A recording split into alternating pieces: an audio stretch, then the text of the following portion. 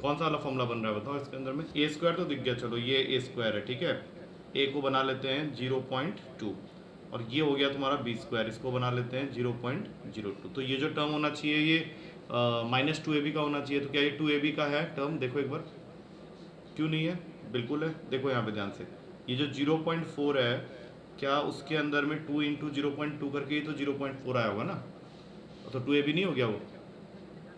हाँ, तो उसको निकालना पड़ेगा। मतलब ये क्या फॉर्मूला बन गया, 0.2 माइनस 0.02 पूरे का होल स्क्वायर, और ये जो नीचे है ये 0.6 का होल स्क्वायर है। अब कर लो इसको सॉल्व। 0.2 माइनस 0.02 और अपॉन में 0.6। 0.2 माइनस 0.02 कितना देगा पहले ये बताओ।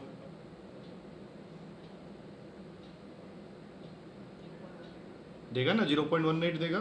तो ये 0.18 सॉरी 0.18 अपॉन में 0.6 पूरे का हो गया होल स्क्वायर। इसको कर लो 18/100, इसको कर लो 10/6।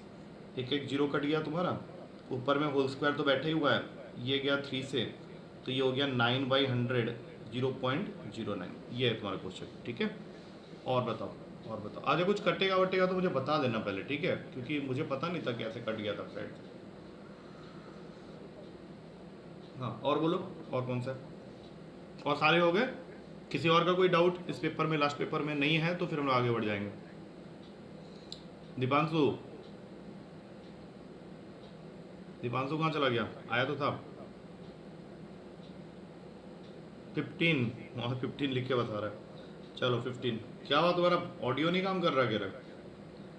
0.04 इंटू 0.4 इंटू ए, और यहाँ पे 0.004 इंटू 0.4 इंटू रूट बी, ये तुमको दिया हुआ है। और फाइंड करना है क्वेश्चन में ए बाई बी का वैल्यू। तो इसमें सबसे पहले तो रूट का साइन हटाना पड़ेगा। रूट का साइन हटाने का मतलब है स्क्वायरिंग कर दो। स्क्वायरिंग करोगे, बोथ साइड्स करना पड़ेगा स्क्वायरिंग। करते ही ये हो गया 0.04, ये हो जाएगा 0.4 इंटू ए, इसका रूट हट गया। यहाँ पे ये सारी चीज़ें दो बार आ जाएंगी, 0.004 0.004 इंटू 0.4 इंटू 0.4 इंटू बी। अब तुम देखो यहाँ से तुम्हारा 0.04 है यहाँ पे, तो वो कैंसिल हो जाएगा तुम्हारा। इसको ऐसे कर लो, 0.04 है ना, तो इसको कर लो 4/100, ये 4/10 इंटू ए, और ये हो गया 4/1000 into 4/1000 into 4/10 into 4/10 into b. ये दोनों गए, और तुम्हारा क्या जाएगा ए बाई बी। यहाँ से ए बाई बी यहाँ कर लो पहले, तो यहाँ पे बच गए हैं 4 4 4, 4 बार। एक 4/100 और कट सकता है तो अच्छा रहता है, लेकिन नहीं कट रहा है। तो एक तो यहाँ से 0 कट करो, और एक 4 उड़ाओ यहाँ से, बचा एक 10, तो एक 0 और कट कर दो यहाँ से, तो तुम्हारा ऊपर में आ गया 16, नीचे आ जाएगा 1 2 3 4 5, 1 2 3 4 5। तो इसका आंसर होगा 16 into 10 to the power of -5। A by b का वैल्यू आ गया 16 into 10 to the power of -5। आया कुछ समझ में ये वाला या नहीं आया? कटिंग करनी थी और कुछ नहीं। और कोई कुछ? हाँ हाँ, लास्ट क्वेश्चन का आंसर सबने गलत लिखा था मेरे ख्याल से। इसमें लार्जर नंबर पूछा हुआ है, फिर भी मैं एक बार कर देता हूँ, रुक जाओ। इसमें तुमको बोल रहा है 2 अल्टरनेट ऑड नंबर है। अल्टरनेट ऑड का मतलब होता है, जैसे मान लो 1 3 5 है, तो 1 3 को तो हम लोग बोलेंगे कंसेक्यूटिव ऑड नंबर। अगर हम 1 और 5 लेंगे तो जाके अल्टरनेट ऑड होगा। इसका मतलब है कि अगर मैं x ले रहा हूँ पहले नंबर को, तो इसके लिए अल्टरनेट ऑड होगा x + 4। तो क्वेश्चन ये कह रहा है कि product of 2 alternate odd numbers x into x + 4 exceeds मतलब ज़्यादा है 3 टाइम्स द स्मॉलर। अब इसमें देखो स्मॉलर तो ये वाला है, तो इससे ज़्यादा है। कितना ज़्यादा है? तो दिया हुआ है 12 ज़्यादा है। अब 12 ज़्यादा है, बस इसको सॉल्व कर लो। x² + 4x - 3x, कुछ ऐसा इक्वेशन बन जाएगा। इसकी मिडिल टर्म स्प्लिटिंग होगी 4x - 3x में, तो यहाँ से x का वैल्यू आ रहा है 3। अब x का वैल्यू आ रहा है 3, और तुमको पूछा गया है इस क्वेश्चन में, देख लो एक बार सही से, लार्जर नंबर पूछा गया, तो x + 2 करेंगे 5 आ जाएगा। तो क्या अलग कुछ डाला था? नहीं, x + 4 करेंगे तो 7 आ जाएगा, क्योंकि अल्टरनेट ऑड के लिए हम लोग को 4 ऐड करने का जरूरत है, उसमें 2 ऐड करने से तो नेक्स्ट ऑड नंबर मिलेगा। मेरे ख्याल से यहाँ पे कुछ गलती हुई थी जिसकी वजह से सबने 5 मारा हुआ था। हाँ, सबने 5 मारा हुआ था, लेकिन उसने कंजिक्यूटिव या नेक्स्ट ऑड नंबर नहीं बोला है, उसने अल्टरनेट ऑड नंबर बोला है। तो 3 में तुमको 4 ऐड करने का जरूरत है। जैसे हमने यहाँ पे स्टार्ट किया था, ये स्मॉलर है और ये लार्जर है, तो तुमको लार्जर निकालने के लिए x में x+4 करना पड़ेगा। क्लियर है? ठीक है, आई होप इसमें और कोई डाउट नहीं होगा तुम लोग का। एंड अब हम लोग अपने टॉपिक में आ जाते। अरे बाप रे, ये कितना सारा लिख के बैठ गया। 11, 12, 17, अरे तेरी 17 कौन सा है? 17 उस दिन मैंने, अच्छा चलो ठीक है, जल्दी जल्दी ख़त्म कर देते हैं। 11 में दिया हुआ है x² + y² + z² -64 अपॉन में है xy - yz - zx = -2। सबसे पहले क्रॉस मल्टीप्लाई कर लो। क्रॉस मल्टीप्लाई करने पे ये बन जाएगा -2xy + 2yz + 2zx। अब सबको एक तरफ कर लो, जितने भी x y z वाले टर्म हैं। तो x² + y² + z² यहाँ आ गया, और उसके बाद तुम्हारे पास में आता है, देख लो क्या क्या आएगा, +2xy - 2yz - 2zx, और ये नंबर वाला पार्ट यहाँ चला गया। अब यहाँ से लेके यहाँ तक ये तुम्हारा फॉर्मूला बन रहा है। देखो xy के आगे पॉजिटिव का साइन है, तो x और y तो नेगेटिव नहीं हो सकते, z के सामने नेगेटिव है, तो ये बन जाएगा x + y - z के होल स्क्वायर का formula, that is equals to 64। इसका मतलब है ये बन गया x + y - z equals to 8। और हम लोग के पास एक दूसरा इक्वेशन भी था, उस दूसरे इक्वेशन में लिखा हुआ है x + y = 3z। तो इस 3z को x + y से रिप्लेस कर दो, तुमको z निकालना है क्वेश्चन में, तो अगले स्टेप में z का वैल्यू आ जाएगा 4। I hope it is clear. 12 number में आ जाओ। 12 नंबर इसने पूछा था मेरे से डाउट में, तो एक बार इसको क्लियर कर लो। 13 का क्यूब 7 का क्यूब अपॉन में 13 का स्क्वायर + 7 का स्क्वायर -x = 20। x हम लोग को निकालना है, तो इसके अंदर पहले तो देख लो तुम्हारा फॉर्मूला बन रहा होगा, that formula is of a³ + b³। Formula के अकॉर्डिंग ये होता है a + b पहले ब्रैकेट में, दूसरे में a² - ab + b²। अब इसी फॉर्मूला में अगर हम लोग इस पर्टिकुलर पार्ट को नीचे भेज दें, तो जो निकल के आएगा वो a + b की वैल्यू होगी। और अगर तुम लोग इस क्वेश्चन को ध्यान से देखो तो ये इसी फॉर्म में जा रहा है। न्यूमरेटर में देख लो 13³ + 7³ लिखा हुआ है, और डिनोमिनेटर में 13², फिर ये b² आ गया + 7²। तो जो नेक्स्ट टर्म है वो ab का टर्म है, माइनस के बाद जो टर्म x के लिए है दैट इज़ नथिंग बट 13 × 7, तब जाके ये 13 + 7 20 के इक्वल होगा। तो तुम लोग को इस x की वैल्यू को फाइंड आउट करना है, तो x will be 91। I hope clear हो गया होगा ये डाउट फॉर्मूला के साथ। और एक था 17 भी तुमने पूछा था उस दिन, तो उसमें स्क्वायर रूट निकालना है। तो सबसे पहले तो ये स्क्वायर रूट का साइन लगा लो बड़ा सा, नहीं तो क्या होगा, लास्ट स्टेप में आंसर तो निकाल लोगे, बाद में भूल जाओगे स्क्वायर रूट भी तो निकालना था। और ये पूरा का पूरा एक्सप्रेशन है जिसका स्क्वायर रूट हम लोग को निकालना है। तो हम लोग क्या करेंगे, सबसे पहले तो इसमें एलसीएम बना लेंगे। एलसीएम होगा यही 1 - 0.75, उसको नीचे लिख के छोड़ दो, और ये पूरा का पूरा इसके साथ मल्टीप्लाई होगा। तो ये जो 0.75 का होल क्यूब है वो साइड में रह गया, ये बन जाएगा 1 - 0.75 होल मल्टीप्लाइड विथ 0.75 का स्क्वायर + 0.75 + 1। अब इसको यहाँ से यहाँ तक देखो, this is nothing but the formula for a³ - b³। अगर फॉर्मूला अभी जस्ट अभी हमने लिखा था a - b × a² + ab + b² के फॉर्म में है ये a - b a² + b² + ab। तो उस पूरे को हम लोग रिप्लेस कर देंगे। जैसे इसको तो कुछ नहीं करना है, इसके जगह लिखेंगे 1 का क्यूब - 0.75 का होल क्यूब, और ये माइनस होके हो गया 0.25। ये पूरा कैंसिल हो गया। अब तुम्हारे पास में 0.25 है, उसका पॉइंट निकालो तो 25/100 हो जाएगा। तो 100 चला गया ऊपर, 25 आ गया नीचे। अब इसको कट करो, ये 4 हो जाएगा, √4 2 होता है। आ गया आंसर। ठीक है, आई थिंक हो गया होगा डाउट क्लियर। चलो हम लोग बैक टू, हाँ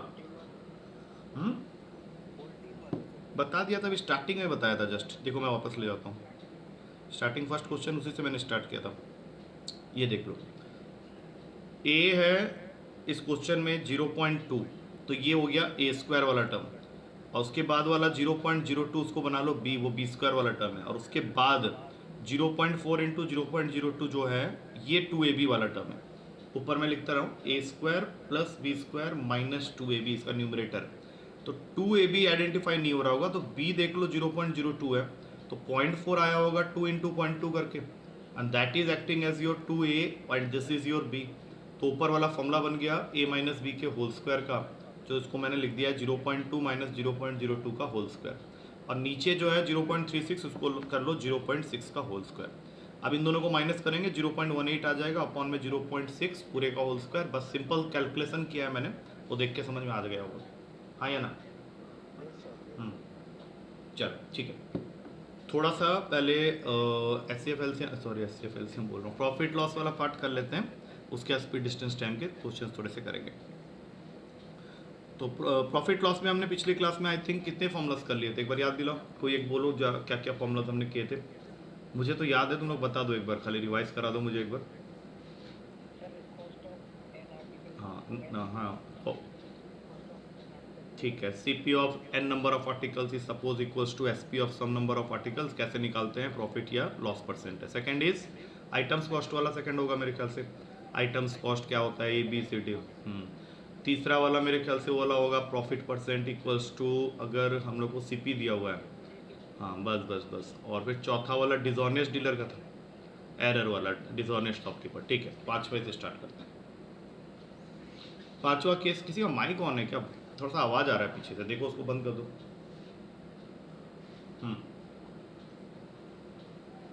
no it is fine.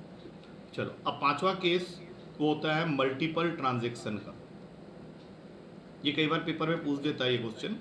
Multiple transaction का मतलब होता है कि सपोज तुम्हारे पास में कोई सामान है, एक इंसान है उसके पास कोई एक सामान है, उसने क्या किया, उस सामान को बी को बेचा। अब बी को जब वो बेच रहा है तो हो सकता है उसको प्रॉफिट हो या फिर हो सकता है उसको लॉस। क्वेश्चन में वो तुमको वेल मेंशन कर देगा कि उसको प्रॉफिट में उसने बेचा है X% का या लॉस में बेचा है X% का। अब बी ने सेम सामान को सी को बेचा। अब यहाँ पे भी यही चीज़ पॉसिबल है कि या तो उसने प्रॉफिट में बेचा होगा या फिर लॉस में बेचा होगा। सपोज कर लेते हैं इसने या तो प्रॉफिट ऑफ 5% में बेचा है या फिर लॉस ऑफ 5% में बेचा है। तो क्वेश्चन हमेशा तुमको बता देगा कि what is the CP for C.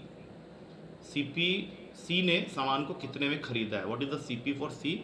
May be this is given to you as say P rupees. ये क्वेश्चन में ऑलरेडी गिवन होगा और तुमको वो बोलेगा फाइंड CP फॉर ए, कि ए ने जब इस सामान को खरीदा होगा तो वो उसने कितने में खरीदा होगा। I hope case is clear to all of you. पहले तो ए ने बी को बेचा आइदर इन प्रॉफिट और लॉस ऑफ X%, और फिर बी ने उसी सामान को सी को बेचा either in profit of Y या फिर लॉस ऑफ वाई में। तुमको क्वेश्चन हमेशा ये बता देगा कि सी ने कितने में खरीदा है, मतलब what is the CP for C, ये तुमको क्वेश्चन में गिवन होगा, से दैट इज ₹P। और उसने तुमको पूछा कि what is the CP for ए, मतलब ए ने कितने में खरीदा होगा। तो ऐसे क्वेश्चन को करने के लिए जो फॉर्मूला लगेगा that is CP for A is equals to CP for C into कितनी बार ट्रांजेक्शन हुआ है, 100 इंटू 100, मतलब सामान जो है वो 2 बार ट्रांजेक्ट हुआ है ए से बी की तरफ और फिर बी से सी की तरफ। अपॉन में हम लोग को लिखना है 100 plus minus X into 100 plus minus Y.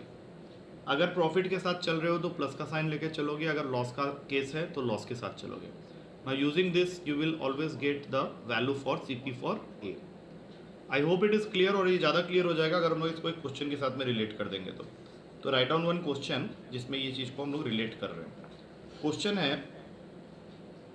ए ने एक वॉच बेचा है बी को एट अ प्रॉफिट ऑफ से 5%।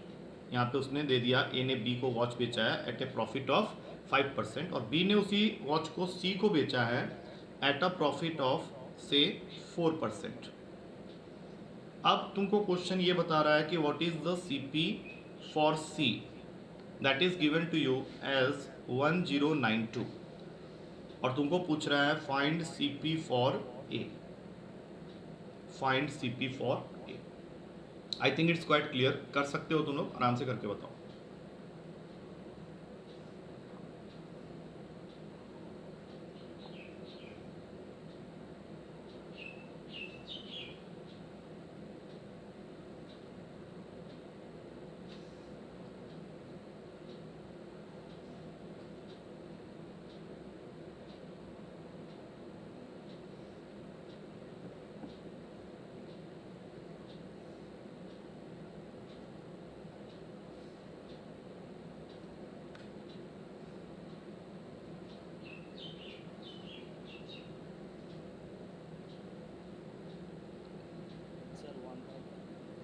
आ रहा होगा 1000 आराम से, अगर करोगे तो बिल्कुल सही आंसर है, 1000 रुपीज़ ही आएगा।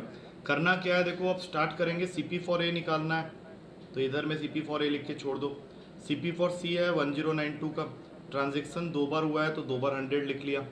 अपॉन में दोनों ही केस में प्रॉफिट है तो यहाँ पे 100 + 5, सेकेंड केस का प्रॉफिट है 4% का तो 100 + 4, तो ऊपर आ गया 1092 इंटू 100, नीचे में है 105 इंटू 104। सिंपल कैलकुलेशन करना है अपना, तुम लोग कैलकुलेशन देख लो, 5 के टेबल में कट कर लो, 20 है, ये 21 है, और फिर इसको 4 के टेबल में कट कर लो, 25 है, ये 4 के टेबल में आ जाएगा तुम्हारा 26।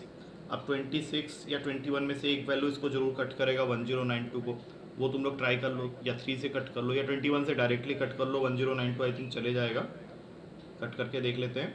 5 में जाएगा 105, तो यहाँ 42 बच गया, मतलब 2 में जाएगा नेक्स्ट स्टेप में, तो ये 21 इसको पूरा का पूरा कट कर दिया 52 में, 26 इसको कट कर देगा 2 में, अब मल्टीप्लाई कर लो, आंसर विल बी 1000 रुपीज़। ये अब तुम्हारा अपना कैलकुलेशन स्किल्स है, उसमें तुम कर सकता है। अब ये फॉर्मूला समझ में आ गया सबको, देख लो पहले, नेक्स्ट केस में चलेंगे। Is it clear to all of you? चलो याद करते हुए जाना इसको विथ प्रॉपर रिविजन ओनली। अब आते हैं 6th केस में। 6th केस कहता है ये फॉर्मूला देखो, 100 प्लस और minus profit oblique loss percent upon SP1 is equals to 100 plus और minus profit oblique loss percent upon SP2। अब ये जो फॉर्मूला है ये काफ़ी इंपॉर्टेंट है, पहले तुम्हें ये बता दूँ। और ये किस केस के लिए होता है, जैसे सपोज कर लो तुमने कोई सामान बेचा, उसको किसी एक प्राइस में बेचा जिससे कि तुमको या तो प्रॉफिट हुआ है या फिर लॉस हुआ है, और फिर उसको तुमको पूछेगा कि किस रेट पे बेचने पे again you will get a profit और loss of some different percent. Suppose कर लो तुमने 30 रुपये में कोई सामान बेचा और तुमको 5% का प्रॉफिट हुआ, तो अगर तुम प्रॉफिट को 10% बनाना चाहते हो तो तुमको उस सामान को कितने में बेचना होगा। ये मैंने बहुत छोटा सा एग्जांपल लिया है, अब तुम इसमें रिलेट कर सकते हो कि अगर तुमने 30 रुपये में सामान को बेचा है तो SP1 जो है वो 30 है, और इस केस में तुमको प्रॉफिट 5% का हुआ है, तो ऊपर तुम्हारा हो जाएगा 100 + 5, that means 105 upon 30 left hand side. अब तुम चाहते हो उसको 10% प्रॉफिट बनाना, मतलब राइट हैंड साइड में जो प्रॉफिट लिखोगे तो वहाँ पे 100 + 10 110 हो जाएगा, और किस प्राइस पे बेचोगे तो वो तुम्हारा SP2 हो जाएगा, तो वहाँ से तुम SP की वैल्यू को फाइंड आउट कर सकते हो। इसी पे एक क्वेश्चन लिख लो पहले। क्वेश्चन में तुमको इसी तरह से कुछ दिया होगा, तुमको अपने आप आइडेंटिफाई करना है क्या केस हो रहा है, और फिर उसके अकॉर्डिंग उसको सेट कर देना है। तो क्वेश्चन है तुम्हारा, एक वॉच है जिसको मैंने बेचा है 1140 पे, सपोज कर लेते हैं ये मेरा SP1 है, और इस केस में मुझे लॉस हुआ है 5% का। अब अगर मैं प्रॉफिट बनाना चाहता हूँ 5% का, तो फिर मुझे उस वॉच को कितने रुपए में बेचना होगा, what is my SP2। Now this is the question, I think all of you can relate it with the formula, तो इसको एक बार करके बताओ क्या आ रहा है।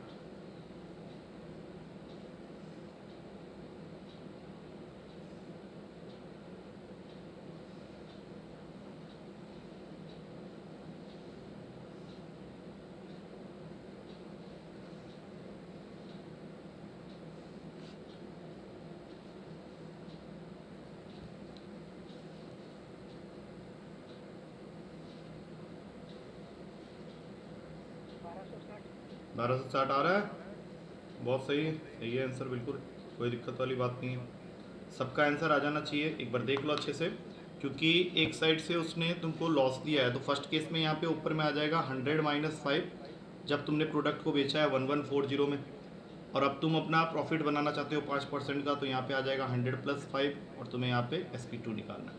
ना 95 upon 1140 is equals to 105 upon SP2। 19 के टेबल में चलो, 5 यहाँ 60, ये 12, अब क्रॉस मल्टीप्लाई कर लो, SP2 हो जाएगा 105 × 12, मेरे ख्याल से उसी का आंसर आया है 1260। एक क्वेश्चन और करो इसी के ऊपर में, फॉर्मूला मेरे ख्याल से सेट हो जाएगा दिमाग में उससे। तो नेक्स्ट क्वेश्चन में वो कह रहा है कि एक आदमी को प्रॉफिट होता है 10% का if he sells a article on a certain price. वो SP उसने तुमको बताया नहीं है, let it be SP1 only, मतलब उसने किसी प्रोडक्ट को बेचा है किसी एक प्राइस पे SP1 पे, और उसको प्रॉफिट हुआ है 10% का। अब क्वेश्चन बोल रहा है कि if he sells at double the price, मतलब जो भी तुम्हारा ये SP1 है उसका डबल करके उसने बेचा, तब उसका प्रॉफिट परसेंट कितने का होगा। अगर वो अपने इनिशियल SP के डबल पे बेचता है तो उसका प्रॉफिट परसेंट कितना होगा। फर्स्ट केस में उसका प्रॉफिट था 10% का, अगर वो अपने इनिशियल SP के डबल में बेचेगा तो कितना होगा। हाँ क्या हो गया, क्या आंसर आ रहा है 120। ओके, कर लोगे इस क्वेश्चन को, देख लो एक बार सब लोग, क्योंकि फर्स्ट केस के हिसाब से ये हो जाएगा 100 + 10। यहाँ पे तुम लिख लो सपोज SP को x, अब तुम इस SP को कर रहे हो डबल और तुमको पता करना है कि इस केस में मुझे कितने का प्रॉफिट होगा। तो देखो ये सिंपल सा इक्वेशन बन गया, x से x कट हुआ, क्रॉस मल्टीप्लाई कर लो, 220 = 100 + p हो जाएगा। अगले स्टेप में p की वैल्यू आ गई 120, तो p इस केस में हो जाएगा 120% का। I hope it is clear, सबको समझ में आ गया ये वाला केस। चलो एक केस और करते हैं। नेक्स्ट इज 7th केस, ये भी काफ़ी इंपॉर्टेंट केस है। इसमें क्वेश्चन तुमको बोलेगा, मैं पूरा लिख के दिखा देता हूँ। ड्यू टू रिडक्शन और increment of X% in the price of an article, a person can buy n kg more oblique less for rupees A। पहले तो इतना ही समझ लो कि सपोज कर लो किसी प्रोडक्ट के प्राइस को हमने X% या तो रिड्यूस किया है या फिर उसका प्राइस X% सपोज मार्केट में बढ़ गया है। तो अगर प्राइस रिड्यूस हुआ है तो फिर एक पर्सन n kg मोर खरीद सकता है for a particular amount of rupees A। लेकिन मान लो अगर उसी प्रोडक्ट का प्राइस मार्केट में X% बढ़ गया है तो on that particular amount rupees a person can buy n kg less only, क्योंकि प्राइस बढ़ गया, उसका जो एक्सपेंडिचर था वो तो चेंज नहीं हुआ है। तो इन दोनों केस में if you are interested to find first case reduced और इंक्रीज्ड प्राइस पर केजी, तो उसका फॉर्मूला होता है AX/100N। और इसी केस में अगर तुमको ओरिजिनल प्राइस पर केजी चाहिए तो फिर फॉर्मूला हो जाएगा AX/100 minus plus X whole multiplied with N। अब देखो फर्स्ट वाला फॉर्मूला रिड्यूस्ड प्राइस या इंक्रीज प्राइस निकालने के लिए सेम है। अगर क्वेश्चन में रिडक्शन ऑफ प्राइस है या इंक्रीमेंट ऑफ प्राइस है तो रिड्यूस्ड प्राइस पर केजी और इंक्रीज प्राइस पर केजी निकालने का फॉर्मूला उसने सेम रखा है, दैट इज AX/100 × N। और अगर तुमको ओरिजिनल प्राइस पर केजी चाहिए तो फिर तुमको अकॉर्डिंग टू द सिचुएशन देखना है। अगर प्राइस रिड्यूस हुआ X% तो फॉर्मूला में नीचे चेंज है, AX/ में in case of reduction it should be 100 minus X whole multiplied with N। और अगर तुम्हारा क्वेश्चन X% का इंक्रीमेंट के साथ स्टार्ट हो रहा है कि प्राइस X% बढ़ रहा है तो फिर फॉर्मूला में नीचे में AX/ में 100 + X whole multiplied with N हो जाएगा। तो ये फॉर्मूला अगर तुम्हें याद रहा फिर तो हम लोग काफ़ी सारे स्टेप से बच जाएंगे। तो I will just take one question based on this particular case. ये करके फिर हम लोग थोड़ा सा स्पीड डिस्टेंस टाइम को भी देख लेंगे। तो इसके ऊपर में क्या क्वेश्चन बन सकता है इसको हम लोग करते हैं। एक पर्टिकुलर केस लेते हैं, उसमें यही वाले फॉर्मूला के थ्रू उस क्वेश्चन को हम लोग करेंगे, तो उससे देखेंगे कि वो कितनी जल्दी होता है। तो क्वेश्चन है तुम्हारे पास में,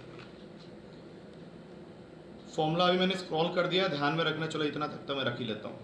तो क्वेश्चन है कि शुगर की प्राइस को 61.4% हमने बढ़ा दिया, मतलब शुगर का जो प्राइस है मार्केट में वो 61/4% बढ़ गया है।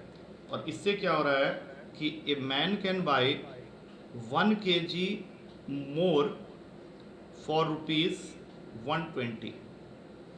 मतलब एक आदमी जो 120 रुपये इन्वेस्ट कर रहा है उसको शुगर की प्राइस चूँकि 61/4% घट गई है, 61/4% मार्केट में शुगर की प्राइस अगर कम हो गई है तो एक आदमी 120 रुपये में 1 kg ज़्यादा खरीद सकता है।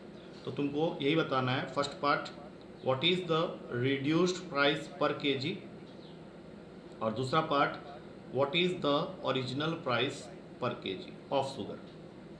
आई hope all of you can do this question seeing the formula. करो, थोड़ा सा कैलकुलेशन है, आई थिंक कर लोगे आराम से।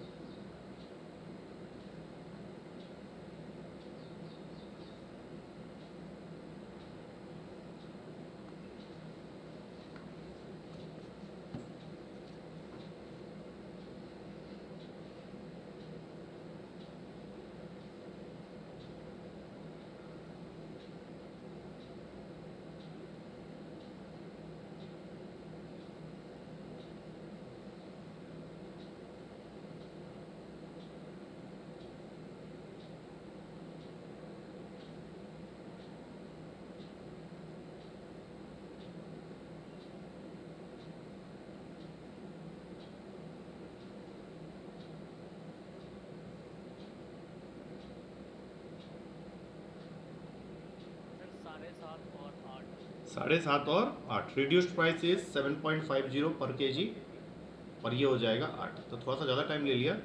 ए के जगह क्या लिख रहे हैं हम लोग, ए है 120, एक्स तुम्हारा 6 1/4 मतलब 25/4, नीचे आ गया 100 इंटू 1, ये फर्स्ट पार्ट के लिए रिड्यूस्ड प्राइस के लिए। तो बहुत ही सिंपल सा कैलकुलेशन है, ये इसको काट देगा 30 में, 25 इसको काट देगा 4 में और बचेगा 30/4 विच इज़ नथिंग पर 7.50 पर केजी।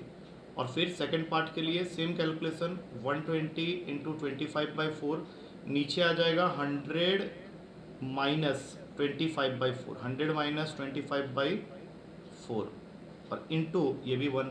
अब इसको सॉल्व करो, ये 8 बन रहा होगा। कैलकुलेशन तुम लोग कर सकता है, कोई दिक्कत वाली बात नहीं है। ठीक है, I hope it is clear, कोई दिक्कत परेशानी नहीं होनी चाहिए। बस ये सब ना याद रखना, क्योंकि हर दिन 3 3 4 4 करके हम लोग कर रहे हैं, तो वो थोड़ा सा फॉर्मूला को रिटेन करने के लिए मैं 1 1 2 2 क्वेश्चन करवा देता हूँ। बाकी तुमको सेम टू सेम ये क्वेश्चन भी मिल सकता है, ओनली विथ वैल्यूज चेंज करके वो थोड़ा सा देगा। चलो अब थोड़ा सा यहाँ पे एक छोटा सा ब्रेक लेके हम लोग स्पीड डिस्टेंस टाइम के थोड़े से क्वेश्चंस करते हैं, because we have just done the theory part of that, we have not done any question.